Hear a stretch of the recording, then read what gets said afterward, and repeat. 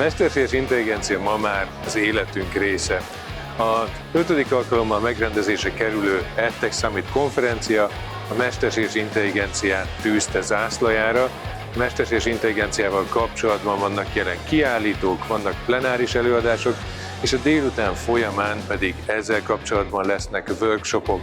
Minden előadás olyan szakértőket szólít meg, olyan szakértők érkeztek ide, akik a területnek gyakorlati alkalmazói.